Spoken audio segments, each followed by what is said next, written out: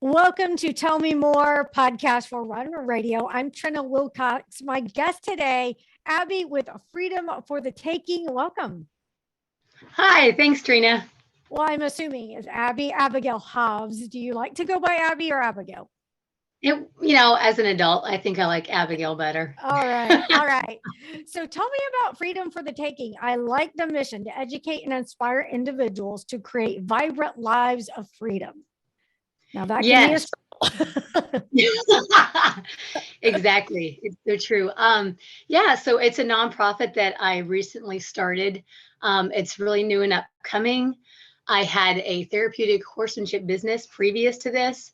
So I've been an instructor and a teacher all my life. And it's kind of led me on this journey to really having a passion to help people to build and create a life that they love. Because really teaching and working with students and adults of all ages, I saw this need for, like a lot of my students had so much like self-doubt and hatred and anxiety, and even the moms that would come to drop off the kids for like riding lessons would be so stressed out. And so it's like I was constantly burdened, like I want to do more. Like I don't just want to teach kids to ride horses.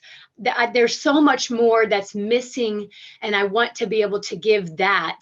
And from my own experiences of kind of having to rebuild my own life in the past almost 4 years, has really kind of all of that desire to be able to give more to people, and then rebuilding my own life has brought me to this place of like, now I want to help other people do this. Like we have one shot in life, we have one precious life, and what are we doing with it?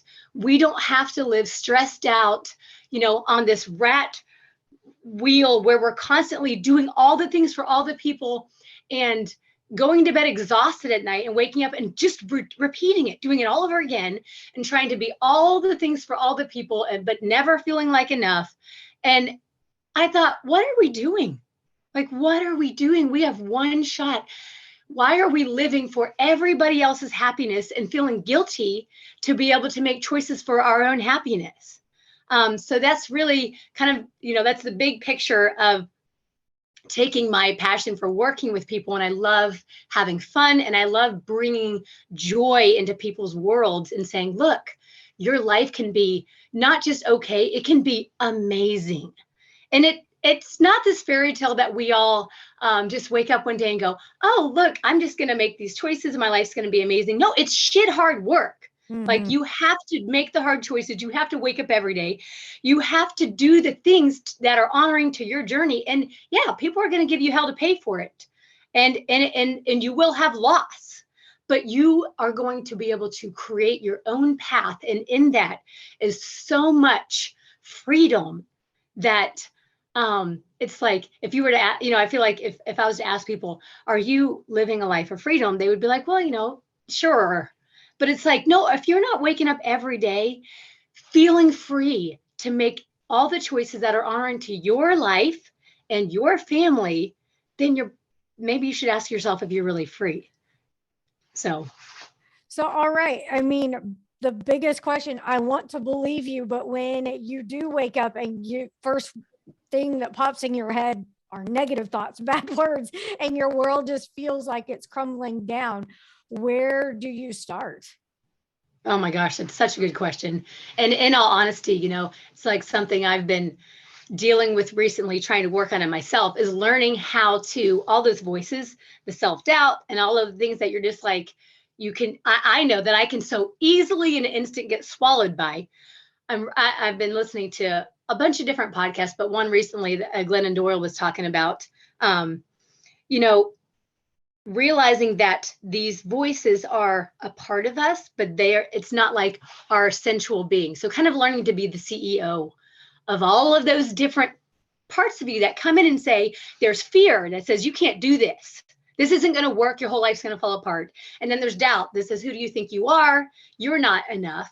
And so there's all of these things that play in, but learning how to be like, see those things as, that's not me. Those are just little parts and I get to kind of run the show and acknowledge those and say, yeah, like even this morning, I was like, what the fuck am I doing? Do I know what I'm doing? I have this big vision, but is it really going to work? And then I just had to go, of course you're scared. This is hard. It's new. You're stepping out of a role. You've always been an instructor and a teacher, and this is a different way. So of course it's going to be scary. And so learning how first to like be the CEO of all of those thoughts. And two, like when I realized that I needed change, like my whole life needed a complete do-over. You know how they have those TV shows where they just do a whole makeover on the house? That's what like my life needed, a whole makeover.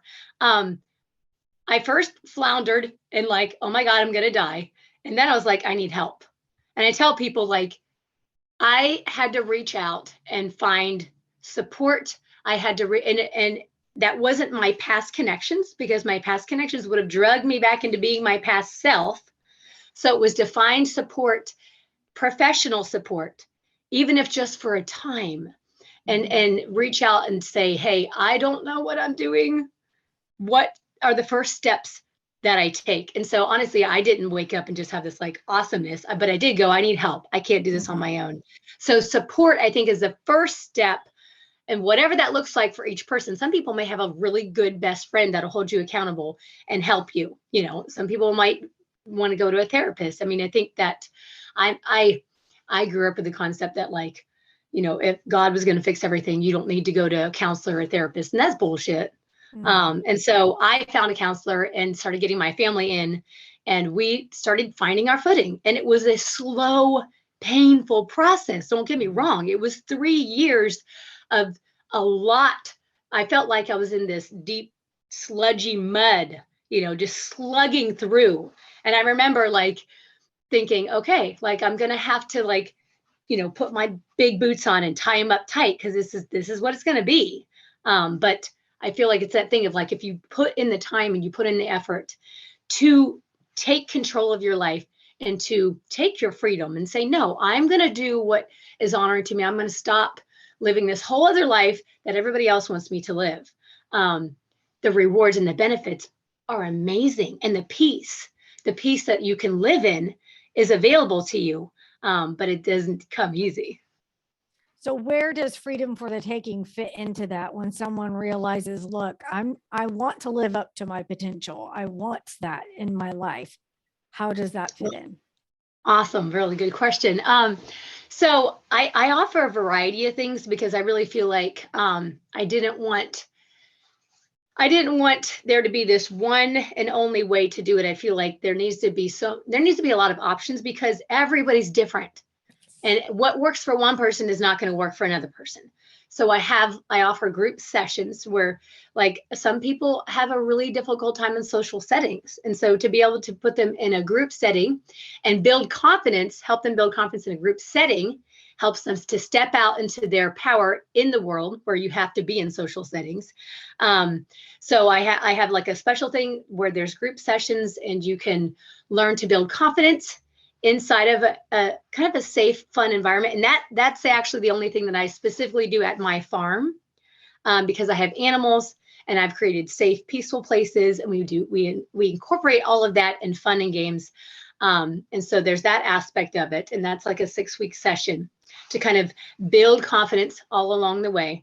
And then I have workshops for marginalized groups that I'm really, really excited about, that I'm focusing on really learning how to love yourself, because I feel like it starts there. If you can realize that you have value, then you will start making choices that are valuing to yourself. But a lot of times we don't love ourselves, and we don't value ourselves as much as we value everybody else, and so I'm really excited about those workshops, because it's going to be basically kind of helping them to discover how amazing they are. That's kind of my heart for those workshops. And I want to be able to even travel and give kind of those workshops, meet people where they're at. Those could be outdoors, they could be indoors. Also, I offer a class that specifically goes into the steps, the 5 building blocks that I use to be able to restart my life. And so kind of using my life experiences I teach about what those steps are, and then they can do follow-up classes and kind of, how do I apply this to my life? How can I go home and start these steps? And then I have some really fun things, but I really felt like they're important. So I have a mom's day camp that I had so many moms tell me they would come to my farm and bring their kids, and then they'd say, I want to do this. Like, I need something like this. And so I was like, well, then we can do a mom's thing. Moms need, like, we are so used to giving out of empty cups. Like, we need to learn to fill our cup and give when there's overflow, not give when they're empty, Yeah. And so that's a 3-hour slot time that moms can come and join a group and have fun, but also rest and rejuvenate and kind of be able to recenter themselves. It's a moment to be able to recenter yourselves and make sure that you are working out of your values and your standards for your own life. And so you can go home and feel like, okay, I feel centered. I'm ready to go on. I have more in my cup. And I have play dates. I have always been a person that loves having fun. I bring play into my life. It's my coping skill. I tell people, they're like, you're so fun. I'm like, honestly, it's my coping skill. It's like it's how I stay alive. It's how I don't just become depressed and really sad, So I read this book, and by Dr. Stuart Brown. It's called The Power of Play. Okay. And he talks about the opposite of, let me see, I got to get this right. The opposite of the opposite of play. People, if you ask people what's the opposite of play, they usually say work. Right. And he says the opposite of play is depression. Oh. And so he talks about the science behind play and why, as humans, we are wired to play our whole life, and how it makes us more effective in all areas of our life if we are implementing play into our life. And for each person, that looks different. What's fun for you may not be fun for somebody else. Gardening for somebody is really fun, and somebody else is like, no, don't make me garden. Right. So everyone learning how to find what brings that playful aspect back into your life can be really simple, but it's like this lost art, because we're taught, you grow up, you stop having fun, you put your head to the grind, and you just do it. You do all the things. Yeah. And so what happens is, we lost this thing that kids, they just create and they're having fun. And so we become adults, and now we got to be serious, and we lose that. And then what happens is all the other areas of our life suffer because of that. So I have actual play dates where people can come and learn how to implement play back into their life. And then the last thing is offering personalized experiences. So if somebody's really struggling and none of that stuff fit for them, maybe they didn't want a group setting, they wanted to just like a one-on-one, I offer that tailored so they can meet with me and say, look, this is where I'm at in my life. I don't want to be here. Can you help me figure out what the steps are? There's that option. Okay. So you've got a teaching background. What are your credentials for the one-on-ones and the groups and whatnot? Really, my credentials are experience. Okay. So it can be the best. I just think it's great to be upfront with people. Some people actually look for that over certain. I think it's great to tie in everything you can, sure. Something a therapist might be able to provide, someone that's doing life coaching or personal experience can, really create this catalyst of an epiphany for someone. So that's fantastic. Right. And then back to your groups and your sessions, are these, do you have a target age group? Are they only adults, or do you have kid sessions too? No, it's a variety. So okay. It would be, so if I had, people say, hey, we have a group of teens we like, I really offer it to anybody. The play dates actually are specifically for adults though.